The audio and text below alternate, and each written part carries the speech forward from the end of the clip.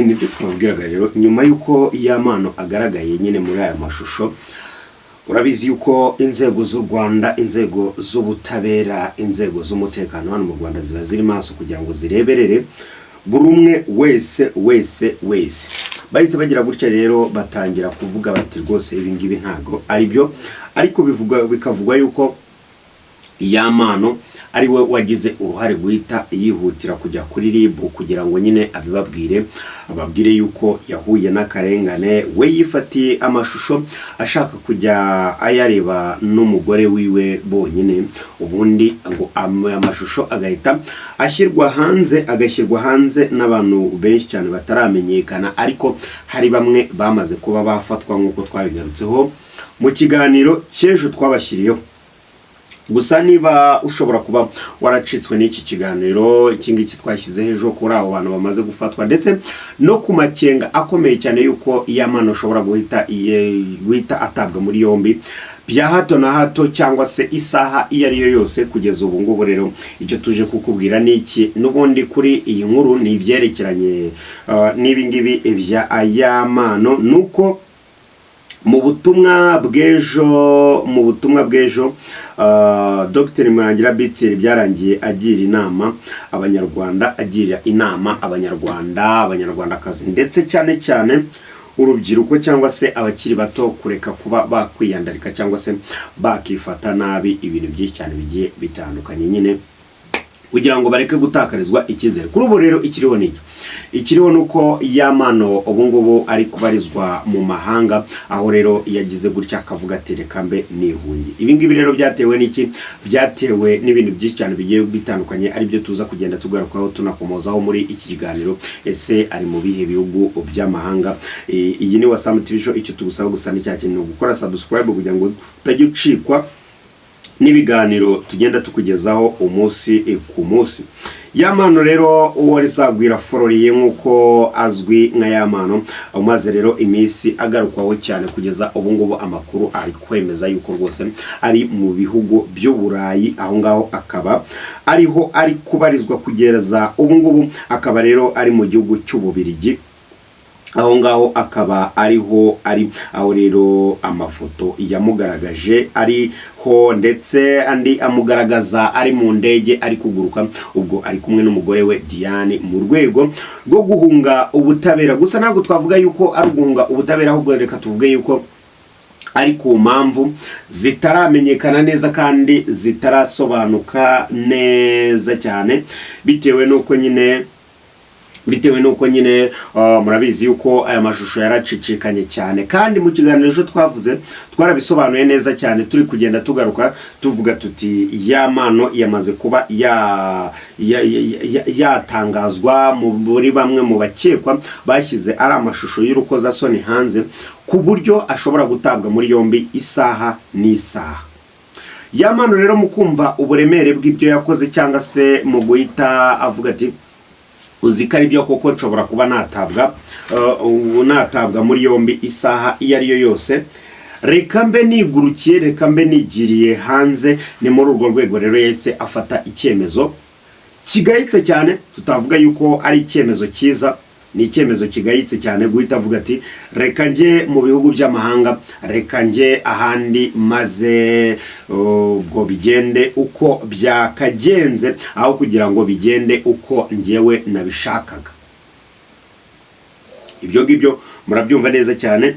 Iyamano yahise afata rutemikirere ahita yerekeza mu gihugu cy'Ububiligi. Byatewe n'ikirere ku munsi ku itariki ya mbere y'uku kwezi kwa 12, murabizi yuko uno munsi ubungubu turi ku itariki 14. Oya, uno munsi ku itariki ya mbere niho Iyamano yagarutsweho na RIB. Twari twibeshya aho ngaho, ubwo nyine muhasimbuke. Reka tujya hanga ku itariki ya mbere y'ukwezi kwa 12 niho Iyamano yagarutsweho na RIB. RIB ivuga yuko iri kugenda ifata abantu benshi bagiye batandukanye. Murabyuka yuko RIB imaze gufata abantu bagera muri bangahe? Muri 5. RIB rero yatangaje ivuga yuko Iyamano nawe ashobora kuba yatangwa muri yombi cyangwa se yajya mu bakurikiranwa baba barashyize hanze aya mashusho. Wibuke yuko mu Rwanda gushyira amashusho yawe y'urukozasoni hanze nta n'ikintu bimaze, nta n'ikintu rwose bikora muri sosiyete nyarwanda, gusa byitwa icyaha mu mategeko. Ariko kuyafata gusa ukayigumanira muri telefone yawe ukajya uyarebera muri telefone yawe, ibyo ngibyo biremewe, nta mategeko abihana. Wenda si byemewe muri sosiyete nyarwanda, ariko nta mategeko bizwi abihana ngo nufata amashusho y'urukozasoni uzagenzwa gutya cyangwa se nuyareba, kuko benshi cyane murayareba, murabizi barayareba. Nakona wewe uri kugereba iki kiganiro ntago urimo, wewe uri kureba iki kiganiro ntago urimo, wenda abandi barayareba, ariko umenye yuko ibyo ngibyo ni ibintu bibaho. Ariko kuyafata noneho warangiza ukanayatangaza, icyo ngicyo nicyo kibazo gikomeye cyane, ari nacyo Yamano ahanganye nacyo, aricyo na Jihad ahanganye nacyo, aricyo Ishimwe Patrick ahanganye nacyo, aricyo K John ahanganye nacyo, François Xavier, abo ngabo bose nabafashwe muri iyo kesi ya Yamano. Abo ngabo bose nabafashwe muri iriya kesi ya Yamano. Uri kumva yuko ni ibintu bitari byiza habe na gakeya, kandi rwose bikomereye abantu. Yamano rero mu gutangazwa, RIB yatangaje ivuga yuko yabanje gufata bariya kubera yuko aribo bakekwa yuko baba baratangaje ari amashusho y'urukozasoni ya Yamano kuko niwe watanze ikirego. Ni nayo mpamvu ngo kwikubitiro hatafashwe Yamano, ahubwo hafashwe ngo abayatangaje. Gusa bakomeje gukurikirana ibimenyetso, kuko ibingibi ni ibintu bikijya mbere, hakomeje gukurikiranwa ibimenyetso yuko Yamano nyine nawe yaba yarabigizemo uruhare kugira ngo aya mashusho yiwe ajye hanze. Bahaje gutangazwa yuko Yamano nawe ashobora kuba yakurikiranwa. Haje gutangazwa yuko Yamano nawe ashobora kuba yakurikiranwa, gusa umuvugizi wa RIB ntago yabikomojeho neza ngo akupite ku musumari, ahubwo social media n'abandi banyamakuru bagiye batandukanye nibo bakomeje kugenda babigarukaho, babivuga basesengura ibyo RIB yaje kuba yavuga. Baravuga bati rero Yamano uko byagenda kose ashobora kuba yatabwa muri yombi. Nawe rero mu busesenguzi bwe ndetse n'ubushishozi yagize, ego yahise avuga ati rwose ibi bintu bishobora kunshikira nkahita nisanga muri prison. Ahita afata rutemikirere ya mbere, ahita yigurukira. Ubu ngubu ari mu gihugu cy'Ububiligi, niko bivugwa. Gusa ibinyamakuru nusoma ku binyamakuru byinshi cyane bigiye bitandukanye barakubwira bati ari mu Burayi, mu Bubiligi, ku mpamvu zitaramenyekana. Ariko nawe ugereranyije gusesengura ukumva neza ikigendere, ukumva neza n'ikiri kujya mbere, wahita uvumbura yuko Yamano yahunze ubutabera cyangwa se yanze yuko azakurikiranwa. Benshi rero ku binyamakuru mu makomenti mwagiye mubibona bakomeje kugenda bavuga ati ngaho rero nibarekura abasore bacu. Bigaragaye yuko Yamano rwose ariwe yiregeshejwe agakina na RIB. Ibi bintu ariko twarabivuze ibi bintu bigiye gutangira, turavuga tuti Yamano cyangwa se abantu bagiye batandukanye bahengera ubutabera bitewe nuko bukora cyane.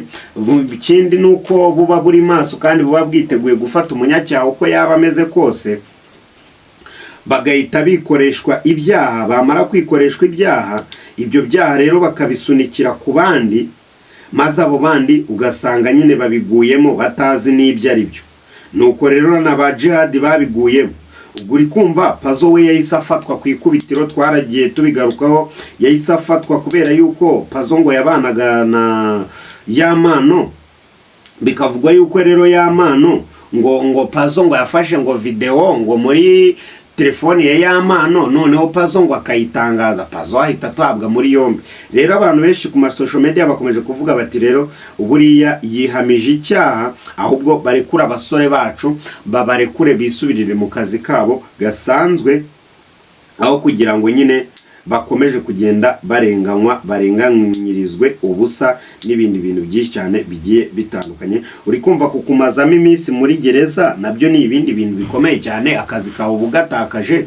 Noneho hari umuntu wikoresheje ibyaha akanabitangaza, yarangiza akakubeshyira. Ahubwo Yamano ibi bintu byo kujya mu Burayi abona ibintu byiwe bitameze neza hano mu gihugu bishobora kuzamukoraho cyane, bitewe nuko yahamwa n'icyaha abandi bararekuwe bakamubaza ati ese wagiye mu Burayi gukora iki niba kuko ntacyo wishinjaga?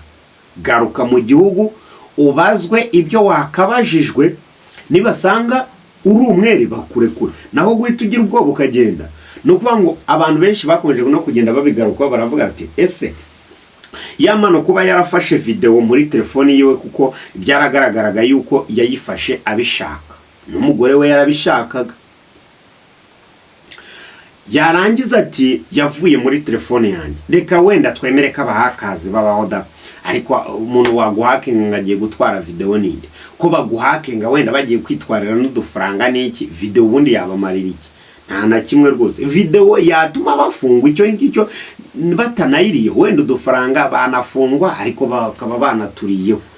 Ariko se yamano yavuga iki kubijyanye n'ibyo ngibyo? Ibyo ngibyo rero nibyo abantu bakomeje kugenda bibaza bavuga bati yamano yarigirishije, yamano yikoreshejwe icyaha, arangije abeshyira batari bo, ahubwo ahamagarwe aryozwe abazwe neza ibyaha byose yakoze, agatuma abantu ndetse n'abari abantu bose babihomberamo kugeza aya masaha. Ikindi agakinisha n'inzego z'umutekano cyangwa se inzego za RIB, bigatuma ayobya amakuru, akayobya uburari, akayobya ubutabera. Ntabwo turamenya neza icyamujyanye i Burayi, ariko ikiri gukekwa n'icyo ngicyo tukubwiye muri iki kiganiro. Nawe ukurikije ukuntu wumva ibyo bintu, wajya muri comment ukagira icyo utubwira. Ariko nanone ushobora kuvuga uti nshaka ko naza nkakora ikiganiro hano aho kuri Wasam TV Show, rwose mumereze umwanya tukubwira yuko ushobora no kuduhamagara kuri 0722 60 cyangwa se ukatwandikira kuri WhatsApp cyangwa se no muri comment biremewe. Ushobora kunyandikira muri comment nkagusubiza cyangwa se nkaguha na nomero zanjye muri comment, byose biremewe. Wewe urabyumva gute? Bimeze gute? Uri kumva ko ari iki cyaba cyajyanye yamano i Burayi mu Bubiligi ubakaba ari hari? Ese yagiye gukora iki? Ariko wayajyayo gukora igitaramo nta hantu namwe turabyumva. Ese n'indi surprise?